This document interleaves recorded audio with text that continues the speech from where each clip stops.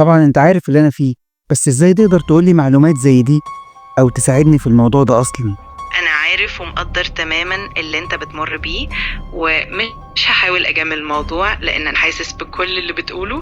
عشان كده هقولك على الاساليب اللي هتساعدك تتخلص من الموضوع ده. القصة دي فكرت كتير قبل ما اصورها، بس كان لازم ان اقول الكلام ده عشان كل الاهالي تاخد بالها من ولادها بسبب الذكاء الاصطناعي وشات جي بي تي واللي بيحصل. من كام يوم انتشرت قضية هزت العالم كله وما زالت لحد دلوقتي بتتكلم في نفس الموضوع، عن اسرة مكونة من اب وام والابن الوحيد بتاعهم. وفي يوم من الايام الام كانت داخلة على ابنها ده الاوضة علشان تشوفه، بس لقيته انهى حياته بايده. وبعد ما خلصوا الاجراءات والدفنة الام رجعت البيت وهي قاعدة بتفتح تليفون ابنها عشان تلاقي اغرب حاجة ممكن تلاقيها، وهي شات بينه وبين شات جي بي تي بيتكلم فيه معاه، وشات جي بي تي بيتناقش معاه في ازاي ينهي حياته. ومش بس كده، ده الولد كمان كان بيحاول يقول لشات جي بي تي ان هو عنده اسباب معينة علشان يعمل ده، فشات جي بي تي بيسهله الموضوع وبيقول له ما تقولش كلام تجميلي، انا عارف اللي انت فيه وحاسس بيك كويس، وما تحاولش تجمل من القصة لان انا متأكد من ان قرارك صح.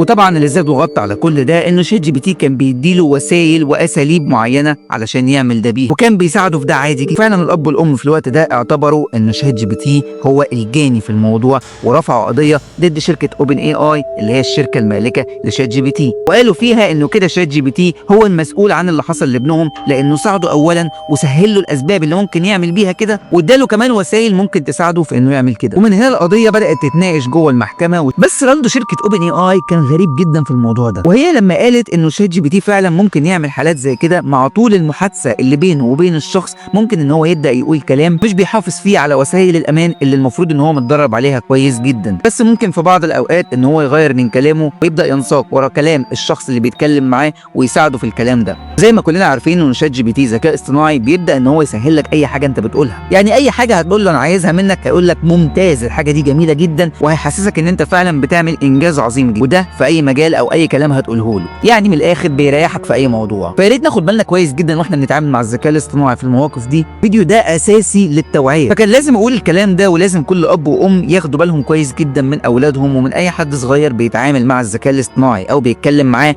ودايما لازم يبقى عارف هو بيتكلم معاه في ايه بالظبط وايه الموضوعات اللي بيفتحها معاه. انا عادل مجدي، شير كتير جدا للموضوع ده لانه مهم جدا، ومستني رايك ضروري. هل انت بتتعامل مع شات جي بي تي او اي برنامج ذكاء اصطناعي بسهوله جدا عادي وبتاخد وتدي معاه كانه واحد صديقك ويقول لك على افكار، ولا دايما بتبقى حاطط حدود لنفسك عشان تعرف ان ده في الاخر ذكاء اصطناعي؟